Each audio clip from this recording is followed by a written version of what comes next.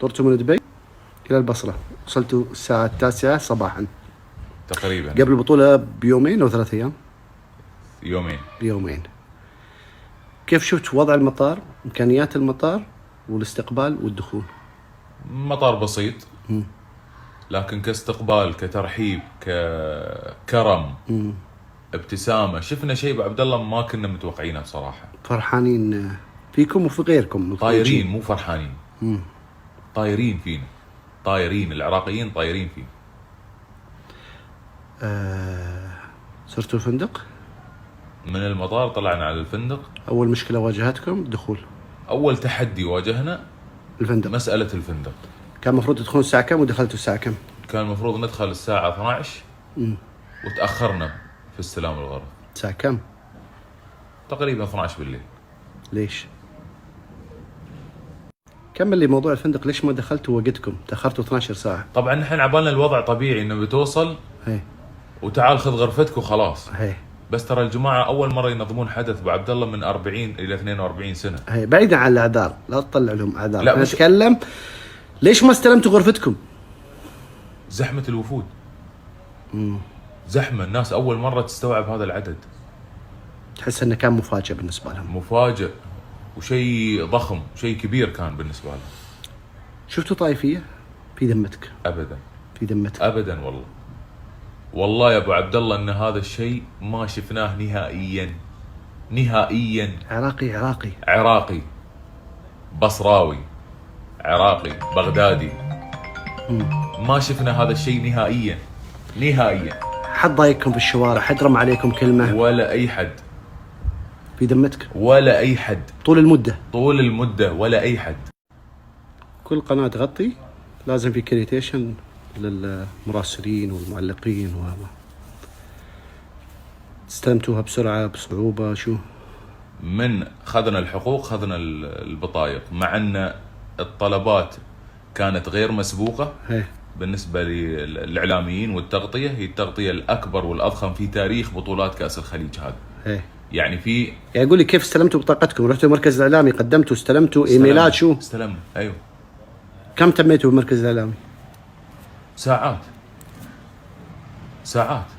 أنا أخبر منك بطولات الخليج صح؟ والله كثير من الدول كنا ما نستلمها إلا بشق الأنفس. لا نحن ما خذنا الحقوق، مع الضغط. خذنا الحقوق، خذنا البطايق على طول. يعني نفس يوم الافتتاح بالضبط. حلو. خبرني عن الملاعب الحين. وايد طلعتوا مجدتوا الملاعب، خبرني الفاسيلتي، خبرني الخدمات اللي في الملعب. شوف ترى اغلب الناس تلومنا على الجزئيه هذه. ان انتم وايد وايد. ترى نحن اللي عايشين هنا. حلو. نحن اللي قاعدين نشوف التفاصيل يوم بيوم، شو قاعد يصير، شو يوفرون لنا، شو يعطونا، شو ملعب. خبرني عن الملعب. اول شيء ملعب المدينه فيه 4 ملاعب فرعيه. اوكي. منتخب، ما في منتخب يتمرن نفس التوقيت. يعني المجموعه هذه عندها 4 ملاعب. الله عليك. اوكي. ففي سهوله لعمل الاعلامي انه ياخذ الماده اللي يبغيها. اوكي. كل تمرين ملعب نفسه خبرني الله يكرمك، المركز الاعلامي، الحمامات، الدخول، المركز الاعلامي متوفر، النت متوفر، كل شيء متوفر ابو عبد الله. الناس متخيله ان هذا مش موجود، لا موجود، وكل شيء متوفر، كل شيء، واي شيء نبغيه عندنا. ابغى اسالك عن الانترنت. خبرني عن الانترنت وكيف اشتركتوا وشو الاسعار وكيف كانت الخدمه، لاني اشوفك قاعد 24 ساعه السناب بتصور. النت ماخذين انليمتد. الاسعار ما تكلمنا فيها لان الشباب ما قصروا. كيف؟ اللي ماسك الانتاج هو اللي جاب لنا البطايق، احمد المحرمي. طويل شويه بينها على حسابه، ما ادري عاد على حسابه، على المهم انليمتد. في المباريات الوضع طبيعي ان الشبكه تضعف، لكن في المركز الاعلامي من تدخل وضعك تمام. البارحه انت كنت تطرش لي من المركز الاعلامي واتساب وكل شغلنا على الانترنت حتى في القناه. فبالتالي هالموضوع ما كان فيه اي مشكله. زين، بنتكلم عن المواصلات. اذا عندك سياره تراك بتسير وبترد بسيارتك. واذا ما عندك سياره بتركب تاكسي وما بتحاسب. خلنا على موضوع حساب وما حساب وموضوع الكرم والامور هذه، لكن انا اتكلم، انتوا اجرتوا سيارات؟ بسواقينها. ايوه، بالمده اللي نحن موجودين فيها. حلو. دخول والخروج الملاعب غير خلنا نقول المباراه النهائيه كانت استثناء، والسيمي فاينل لما العراق كان استثناء، اللي كان فيه تجمهر غير طبيعي. سلس بسيط، عندنا بطايق، السيارات عليها استيكرات. لاني شفت لكم فيديوهات في السناب وانتم تمشون بين الشرطه، والشرطه يعطونكم مظله أيوه. يوم المطر. ايوه إيه؟ الامور طبيعيه جدا ابو عبد الله. الناس ما تخيل. في صوره عن العراق نقلت عبر كثير من وسائل الاعلام في السنوات الماضيه انك رايح الى موتك. والله ان الشيء هذا غير صحيح والله. اكثر الجماهير الخليجيه اللي التقيت بها اي جنسيه، وشو كان كلامهم لكم تحت الهواء؟ الكويتيين ابو عبد الله اكثر ناس، حكم قرب المسافه. قرب المسافه وبسياييرهم. هي. الكويتيين كانوا اكثر ناس خليجيين موجودين في الحدث. الكويتيين بالالاف كانوا كويتيين، بالالاف، ودعموا منتخبهم من المدرجات، وحتى بعد ما طلع المنتخب الكويتي هم موجودين في البصره. شو كان انطباعهم؟ جميل جدا يا اخي. انت يسدك اذا سيارتك برقم الكويت، الامارات، عمان، قطر، غيره، انت ما تعبي بترول ابو عبد الله. كيف ما تعبي بترول؟ ما تعبي بترول. في محطه انت تروحها ارقامك الامارات، ارقام الخليج، انت ما تعبي بترول في البصره. كيف ما اعبي بترول؟ ما تعبي فري تروح انت تعبي فري، ما تدفع ولا درهم. تصدق الشيء هذا؟ مستحيل هالكلام. والله هالشيء موجود. بترولكم بلاش تحلف الله والله العظيم. لاي خليجي. اي خليجي. بسألك سؤال شعبي. ايه. كم اخذت بيزات وياك فلوس كاش؟ لشو؟ لسكن؟ لشو ابو عبد الله؟ كاش كم اخذت؟ كم انا صرفت؟ ايه صرفت 14-15 ألف درهم. ايه مدة اسبوعين. ايوه. هذه بروح للسكن، بتروح لشو اسمه، بس انا اتكلم عن غير السكن وغير الهدايا. كم صرفت في البلد في هذه المدة كاملة؟ يمكن 1000 درهم. شو 1000 درهم؟ شو 1000 درهم؟ ويمكن اقل من 1000 درهم. والشباب اللي موجودين معانا اللي راحوا معانا بيصادقون على هالكلام. كيف هالمدة اسبوعين كيف 1000 درهم؟ بخبرك كيف، بقول لك كيف. قول. تروح الحلاق ما بتحاسب، بتروح الصيدليه.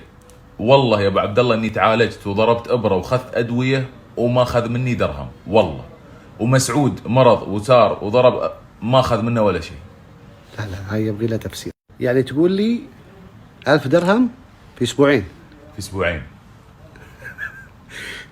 ما اشتريت لك سندويشه؟ ما غسلت كناديرك؟ وين ما تروح اقول لك وصلنا لمرحله الصيدليه ابو عبد الله.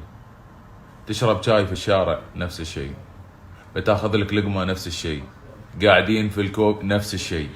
هذا اماراتيين بس ولا الكل؟ الخليجيين. كل ضيف. والله لحظه، والله اعلم باحوالهم صح؟ اوه بس شعب فيه عزه نفس وفيه كرم. انا ما اعتقد شفنا وما اعتقد بنشوف مثل اللي شفناه في البصره. ما اعتقد بنشوف بعد. لا اله الا الله. شيء عجيب. انا قال لي هالكلام منحنى ياسين، قلت له مستحيل. قال والله العظيم ان هذا كله حصل. قلت له تراني بحلفك قدام الناس. قال حياك. وايد على الهواء كنتوا تطلعون، والكرم العراقي والكرم البصراوي وال اذا انت تتعرض لمثل هذه المواقف كل يوم شو تقول عن الشعب؟ والله عينك تستحي. والله يا ابو عبد الله والله لسانك ما يعبر. اقول له تعبان ما اقدر اطلع. يقول لي دقيقه بس بشوفك، بس عشان يعزمني. دقيقه يقول لي بشوفك دقيقه بس عشان يشربني شيء. شو اجمل موقف شفته هناك؟ يعني واحد عبر لك بطريقه او قال لك جمله عورت قلبك. بنشتاق لكم، لا تعوفونا. يا الله. بحط لك صوره الحين، بطرش لك صوره انا صورتها في السناب امس. في النهائي شخص جاي يشجع منتخب بلده، ليش يكتب الكلام هذا الا بمشاعر صادقه؟ نشوف الصوره. كنت خايف قبل لا تروح بصره؟ طبيعي ابو عبد الله، طبيعي جدا، على اللي نسمعه وعلى اللي نشوفه وعلى اللي وتفجيرات ويقتلون وبيخطفون وبيسوون طبيعي انه في خوف. حتى لو انت قبلت انك تروح، بس في النهايه فيك جانب من تستاهل العراق. ها اوه ابو عبد الله، والله يا ابو عبد الله ما ابالغ اذا اقول لك في كل يوم نحن نشوف موقف، في كل يوم نتعرض لموقف، في كل يوم. كانت من الاماني في حياتي دائما يوم اسافر